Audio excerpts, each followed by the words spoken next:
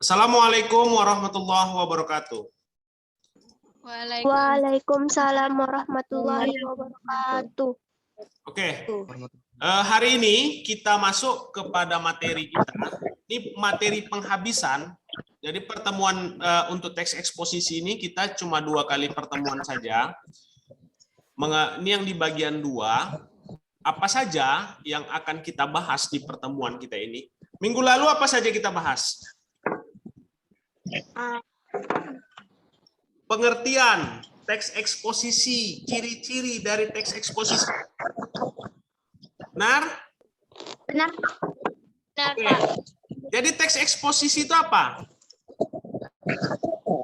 Teks yang mengandung informasi dan pengetahuan secara singkat, jelas, dan padat, disertai pendapat atau argumen, Pak.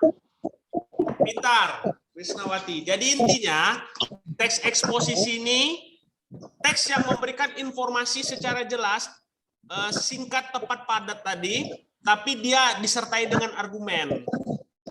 Sebelumnya kita belajar teks laporan hasil observasi, benar? Benar, Pak. Benar, Jadi Pak. apa kira-kira perbedaan antara teks eksposisi dan laporan hasil observasi?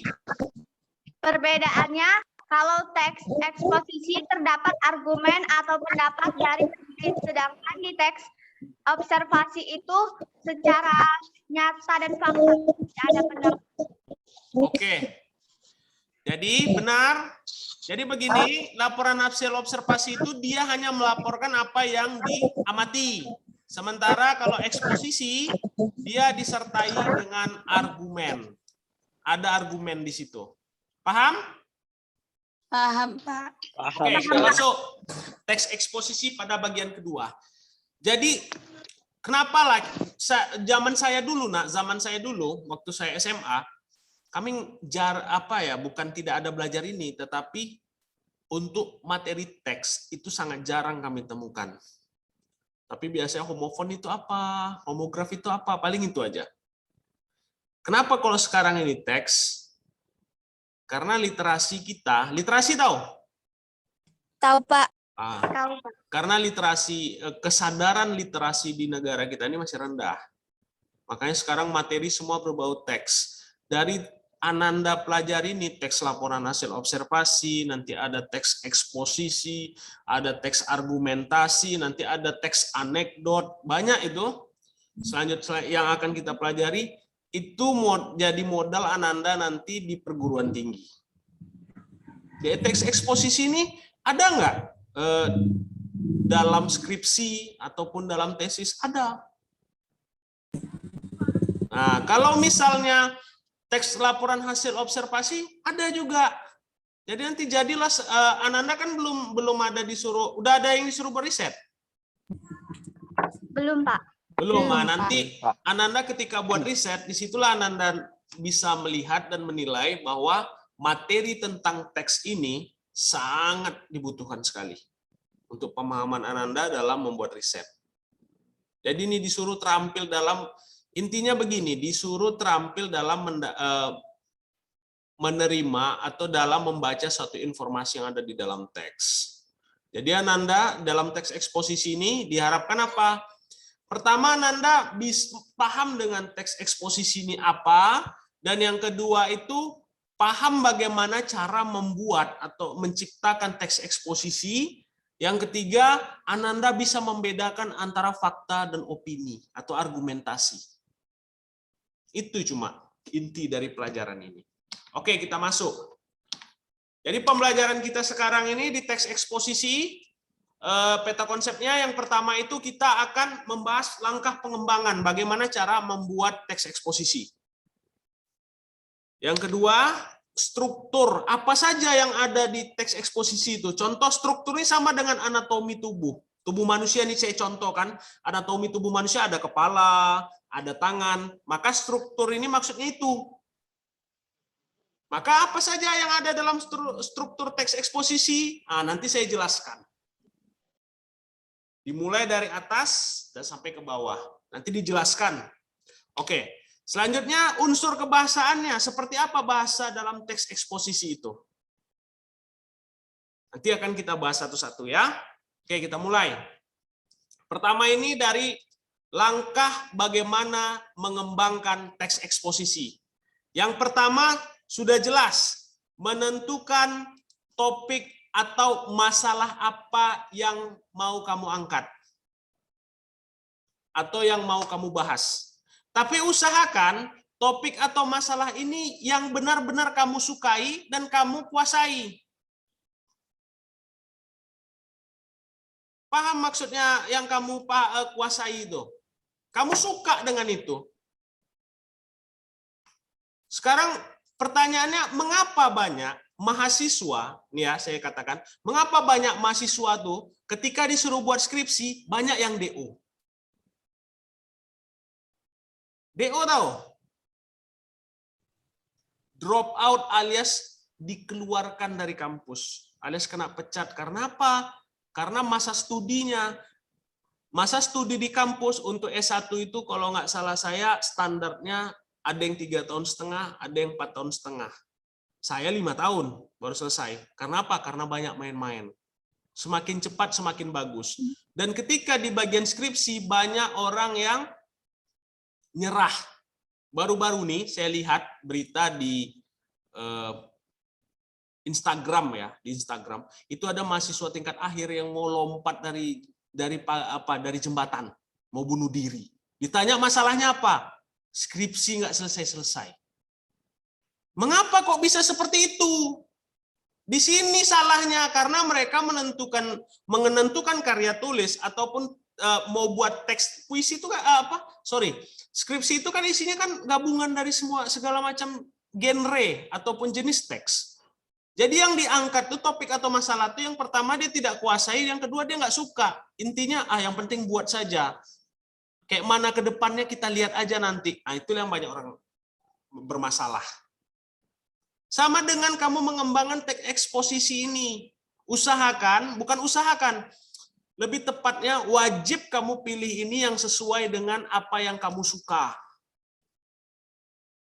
Dan kamu kuasai. Setelah itu bendanya ada, kamu bisa saksikan.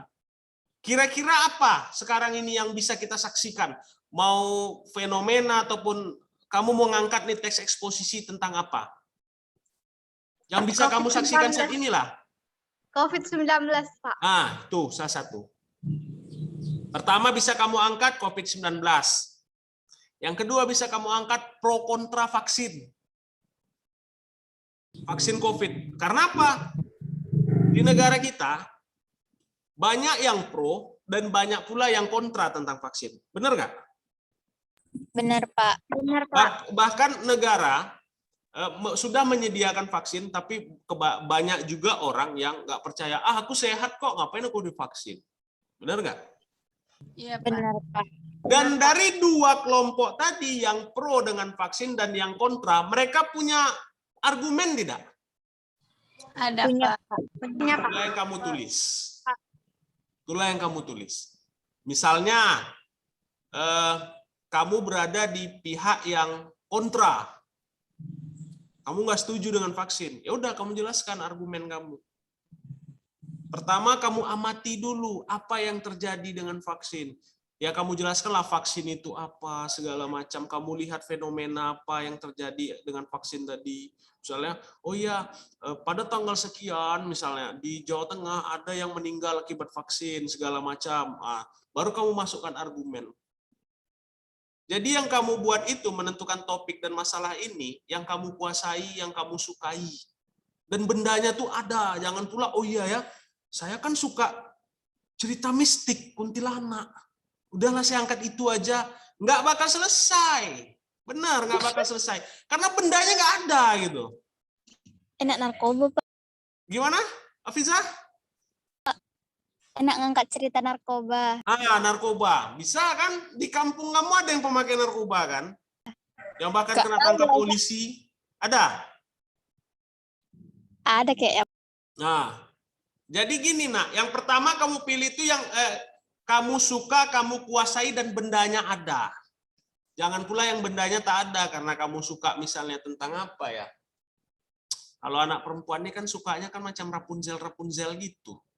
Allahu Akbar. Enggak. Kamu angkat pula Rapunzel, sementara itu hanya tokoh fiktif, bukan fiksi, itu fiktif. Tentu bendanya tak ada. Nah, tapi kalau bagaimana gejolak masyarakat dengan film itu, mungkin bisa. Bisa pun. Karena yang kamu teliti itu masyarakat. Paham? Paham, Pak. Jadi intinya, Nak, mengapa topik ini sangat penting? Karena inilah intisari akan jadi apa teks yang kamu buat. Jadi kalau bisa itu kamu pilih itu yang bersifatnya tuh ya, yang kena langsung dengan orang-orang terkenal. Menyangkut dengan orang terkenal atau peristiwa besar atau peristiwa langka. Itu kan sesuatu hal yang menarik. Tapi kalau kamu buat teks eksposisi tentang ulang tahun kamu, ya orang nggak menarik. Ngapain dibaca? Misalnya ulang tahun siapa nih, si Badu. Nggak usah dibaca, nggak penting itu. Tapi kalau kamu buat misalnya ledakan pipa gas di mana gitu, misalnya di dekat rumah kamu buat, orang akan lebih menarik. Jadi intinya kamu carilah sesuai yang saya katakan tadi.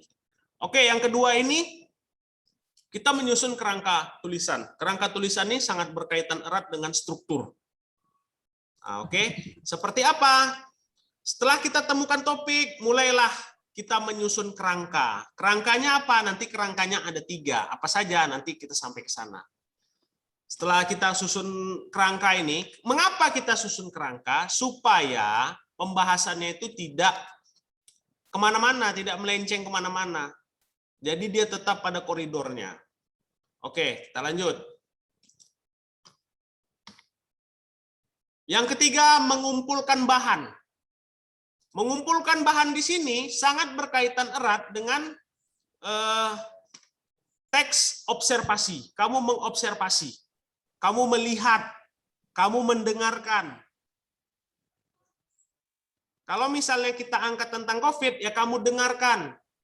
Apa yang mau kamu angkat? Misalnya pro kontra vaksin, ya kamu wawancarai, kamu lihat orang yang pro seperti apa, orang yang kontra seperti apa.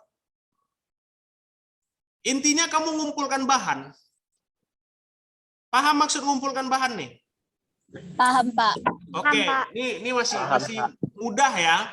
Dan sebisa mungkin kamu kumpulkan bahan itu, referensinya itu sebanyak-banyaknya. Untuk mendukung argumen kamu nanti. Karena nanti kamu di teks eksposisi, kamu akan memasukkan argumen. Kumpulkan semuanya. Jadi nanti argumen kamu bisa kuat. Dan bisa dipertanggungjawabkan kebenarannya. Oke, yang keempat baru setelah kita buat kerangka, baru kita mengembangkan. Seperti apa? Ini dia. Kita masuk ke struktur dulu. Jadi, saya kan sudah katakan, ini pada akhirnya tadi kemana dia perginya? Mengembangkan kerangka kan? Itu sangat berkaitan dengan struktur tadi. Nah, ini struktur dari teks eksposisi. Jadi struktur teks eksposisi ini ada 3. Yang pertama, pernyataan pendapat atau tesis. Oke, bisa nih dicatat nih, tesis. Yang kedua adalah argumen. Apa argumen? Pendapat yang mendukung tesis ya, ingat. Tesis ini apa? Itulah tadi yang saya katakan bahan yang kamu masukkan tadi. Berdasarkan pendapat para ahli untuk mendukung ini argumen ini. Dari sini kamu lari ke sini. Setelah kamu dapatkan untuk mendukung ini dari sini benda ya. Contoh, Ariel anak yang baik. Nah, dia, kamu percaya Ariel anak yang baik? Kok ketawa kamu? Belum ada buktinya, Pak. Oke.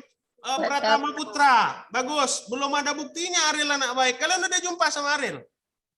Belum, Pak. Belum kan? Belum, Pak. Nah, kalian belum bergaul dengan Ariel kan?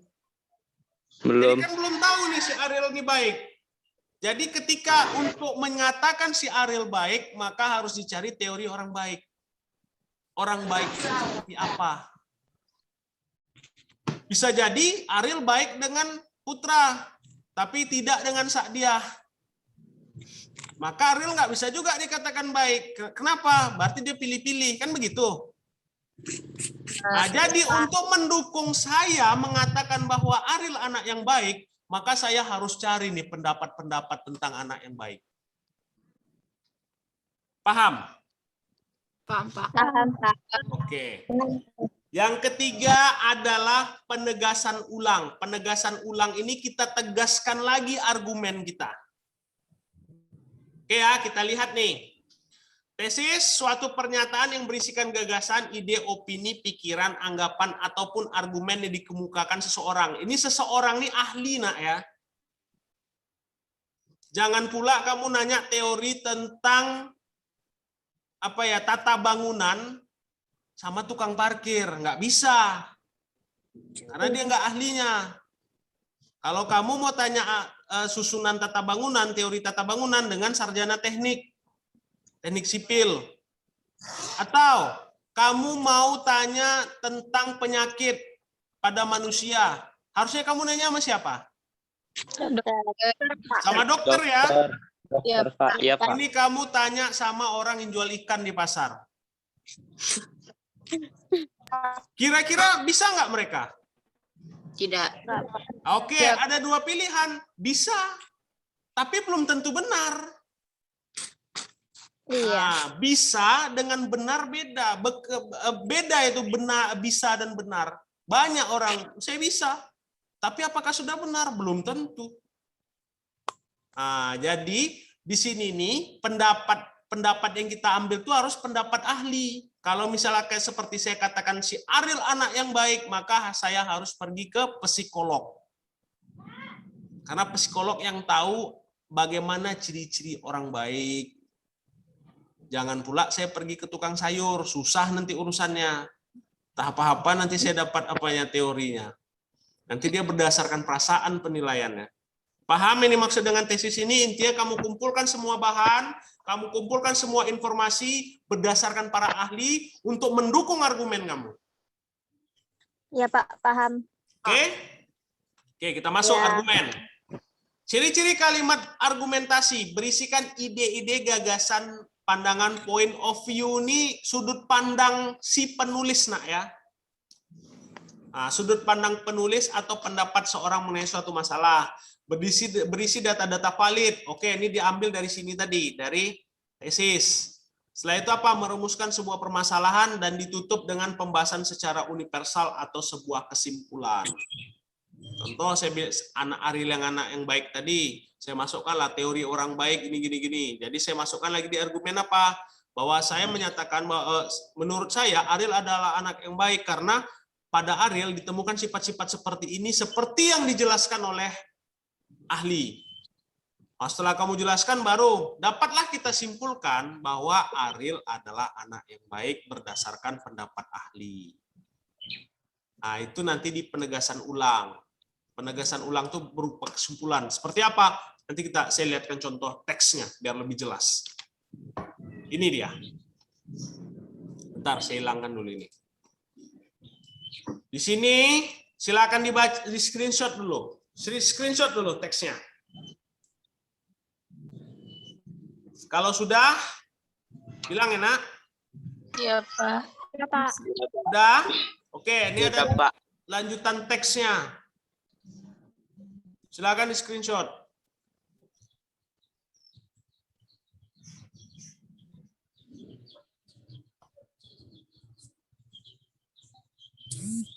Sudah? Nggak muncul. Belum muncul, Pak. Belum, Pak. Belum muncul? Belum. Ini? Udah, Pak. Pak. Maklum aja kadang nyangkut-nyangkut dia kan. Nyangkut di pohon sinyalnya. Nyangkut di pohon. Nanggung kan.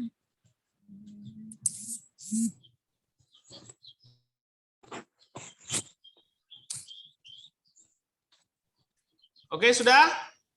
Sudah, Pak. Oke, nanti kita bahas. Apa yang dimaksud dengan tesis tadi? Pernyataan umum. Pernyataan dari ahli, Pak. Oke, pernyataan Pernyataan umum pendapat. dari ahli, Nak ya. Oke, kita lihat bumi saat ini sedang menghadapi berbagai masalah lingkungan yang serius. masalah lingkungan yang utama tersebut adalah ledakan jumlah penduduk, penipisan sumber daya alam, perubahan iklim global, kepunahan tumbuhan dan hewan, serta kerusakan habitat alam. Oke, dari nih, mana yang dimaksud dengan tesis? Itu Pak, 6 masalah lingkungan yang 6 masalah Saat ini sedang menghadapi 6 masalah lingkungan. Setelah itu, penipisan sumber daya alam, perubahan iklim global, kepunahan tumbuhan, hewan, kerusakan habitat alam, Pak. Itu termasuk. oke. Selanjutnya, Itu Pak, para ahli menyimpulkan bahwa masalah tersebut disebabkan oleh praktik pembangunan itu Pak. oke. Terus, ini ya. Kalau ada angka, maka itu sudah bisa dikatakan tesis atau pendapat. Oke, ini kita lihat ya. Bukan argumen, maksudnya apa namanya tadi, teori. Oke, ini kita bongkar. Yang dimaksud dengan tesis, ini argumen, ini kan para ahli. Ini tadi kalian pilih karena para ahli menyimpulkan bahwa ini sebenarnya dia terdapat pada argumen, tapi ini lebih tepatnya kalau para ahli menyimpulkan ini dia bisa ke teori sebenarnya ini, Nak. Iya Pak. Tapi ya sudah, tapi kalau kebanyakan dalam teks, kalau udah kata menyimpulkan, maka kalau menyimpulkan ini apa? Itu udah termasuk Pendapat kan? Pendapat ya Pak. Oke. Kita lihat dulu bagian tesis. Bumi saat ini benar yang dikatakan anak-anak tadi 6 masalah. Setelah itu nih argumen para ahli menyimpulkan. Setelah itu apa? Penerapan konsep pembangunan berkelanjutan pada saat ini ternyata jauh dari harapan. Di mana kata-kata argumennya ternyata jauh dari harapan. kata-kata ternyata. Aku selama ini luar biasa percaya dengan kau. Ternyata kau tega mengkhianatiku. Ya ampun. Jadi bucin ya. Oke, ini dia salah satunya. Kesulitan penerapan. Jadi dalam teks ini dia ambil secara skala besar saja. Dia tidak per kalimat. Kalau kita bongkar per kalimat ini tidak seluruhnya argumen. Nanti biasanya kalau dalam soal-soal apa ya, Nak? TPS wacana, biasa pembongkarannya itu secara kalimat. Per kalimat nih, kalimat pertama sampai sini ini apa? Bumi saat ini sedang menghadapi berbagai masalah lingkungan yang serius. Nah, itu argumen apa?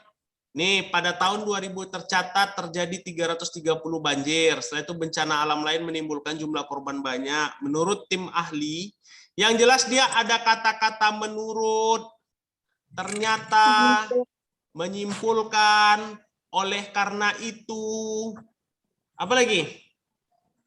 Bahwa Sehingga, kesimpulan. Maka itu disebut dengan argumen. Jadi tandai kalimat itu aja, Nak. Baru kan setelah itu apa? Ditegaskan lagi masalah lingkungan di atas merupakan masalah serius. Bukankah ini sudah dibahas di sini? Sudah. Paragraf pertama, ini yang dimaksud dengan penegasan ulang. Paham? Paham. Ini masih mudah kali lah, Nak. Masih mudah lah ini. Oke, kita masuk lagi pembahasan unsur kebahasaan. Nah, ini pembahasan baru, unsur kebahasaan. Seperti apa bahasa yang terdapat di dalam teks eksposisi, jadi supaya kamu gampang nanti membuat teks eksposisi berdasarkan unsur-unsur bahasanya. Seperti apa? Yang pertama ini kata-kata teknis. Kata-kata teknis ini ditemukan sesuai dengan bidang apa atau tema apa yang kamu angkat. Contoh, biologi. Maka banyak kata-kata di biologi itu. Apa saja kata-kata di biologi ya? Bioteknologi. Bioteknologi. Setelah itu apa lagi? Hidrasi. Klorofil, dehidrasi, hidrasi, apa lagi? Banyak. Fotosintesis. Kurang lebih seperti itu. Paham ini maksud dengan kata teknis ini? Paham. Paham, Oke, Pak. di sini saya contohkan apa?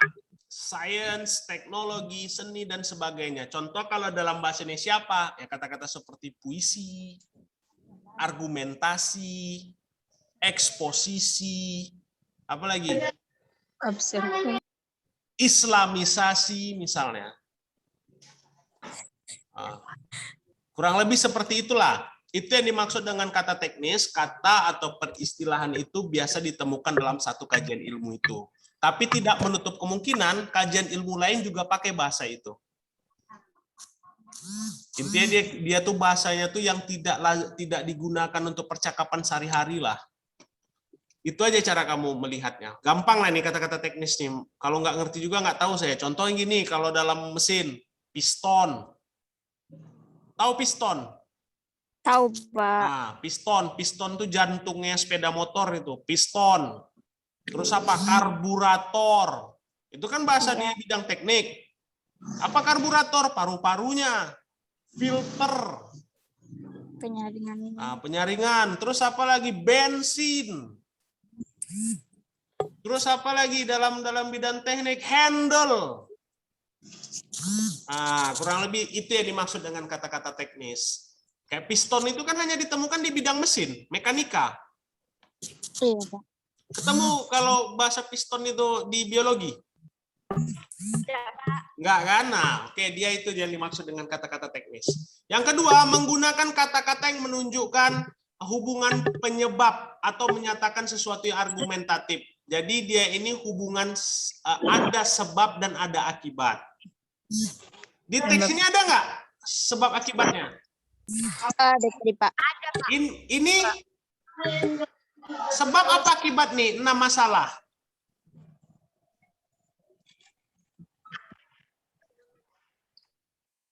Apa ini? Akibat. Akibat apa sebab? Akibat. Akibat. 6 masalah lingkungan yang utama adalah ledakan. Akibatnya bukan ini, kerusakan alam. Mana? Ini kan penyebab 6 masalah lingkungan. Akibatnya apa? Rusaknya Lingkungan. alam atau lingkungan. Jadi ada kan di sini, sesuai nggak dengan ini? Nomor 2 nih, menggunakan kata-kata menunjukkan hubungan penyebab. Sesuai ya? Sesuai, Pak. Oke, yang ketiga, menggunakan kata yang menyatakan hubungan temporal. Seperti apa kata hubungan temporal itu? Sebelum itu, kemudian, pada akhirnya, sebaliknya, itu kata-katanya. Atau sementara itu, sedangkan berbeda hal, sedangkan, berbeda halnya, namun. Kalau sudah ada kata-kata seperti ini, itu unsur kebahasaan dalam teks eksposisi. Ini kalian catat nih, Nak. Udah, Pak. Nanti di screenshot aja, nggak usah repot-repot kan, nanti baru dicatat ya. Yang ketiga, yang keempat, menggunakan kata-kata kerja mental atau verb, yakni kata kerja yang menyatakan kegiatan sebagai bentuk aktivitas pikiran. Dia ini abstrak. Aktivitas pikiran. Aku memikirkan dia, contohnya. Apanya yang dipikirkan masih abstrak. Yang itu, yang berikutnya, nanti ini kita akan ada pembahasan khusus nih, Nak, mengenai kata-kata kerja nih ya. Kita tidak bahas di sini karena nanti terlalu lebar. Ini kita selesaikan di bagian ini dulu. Untuk konjungsi dan kata kerja nanti ada segmen khusus, kita akan membicarakan masalah itu. Jadi pelajaran kita akan lebih terarah. Berikutnya, menggunakan kata-kata perujukan. Apa saja kata-kata perujukan? Seperti, menurut, berdasarkan, ataupun merujuk. Ini kata-kata perujukan. Kalau ada kata-kata ini namanya kata-kata perujukan. Selanjutnya, menggunakan kata-kata persuasif. Persuasif apa? Ayo, persuasif. Ajakan. Mengajak. Oke, mengajak. Ajakan. Baru. Gimana? Memengaruhi, Pak. Mempengaruhi. Persuasif ini intinya kalau misalnya mengajak, oke, benar, tapi benarnya baru 50%. Kalau kenapa mengajak itu kan ada dua jenis. Mengajak secara paksa dan mengajak secara halus. Nah, contoh mengajak secara paksa. Kamu ikut nggak dengan saya? Kalau nggak saya pukuli kamu. Ada nggak orang kayak gitu? Ada. Itu mengajak nggak? Kamu harus ikut dengan saya. Kalau tidak, kamu terima akibatnya. Mengajak juga? Mengajak, Pak. Kalau dia Secara paksa. kasar, maka dia Paksa. bukan persuasif. Persuasif itu dia mengajak secara halus. Secara halus, secara harus pula. Kamu, ayo ikut dengan saya. Sebaiknya kamu ikut dengan saya. Sebaiknya kamu ikut dengan saya. Atau sebaiknya jangan kamu lakukan seperti itu. Nah, kan dia lebih halus. Jadi kalau di persuasif ini dia mengajak secara halus. Oke, kita lanjut ke sekian dan terima kasih. Sejauh ini ada pertanyaan nggak mengenai eksposisi ini? Paham nggak dengan eksposisi ini? Paham. Paham, Pak. Untuk di soal-soal ujian teks eksposisi ini nanti akan disajikan teks dan Ananda akan disuruh menentukan pertama itu mana argumentasinya, mana tesisnya, mana penegasan ulangnya. Jadi ingat ya, ada 3 struktur dalam teks eksposisi. Pertama apa? Tesis. Argumentasi. Argumentasi. Argumentasi itu apa? Pendapat. Dan yang ketiga? Penegasan ulang. Ulang. Oke, pintar. Ada pertanyaan? Ada, Pak.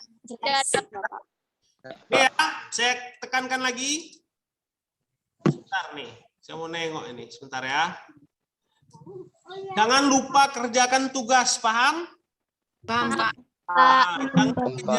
Nih saya pausekan dulu nih. Ini bukan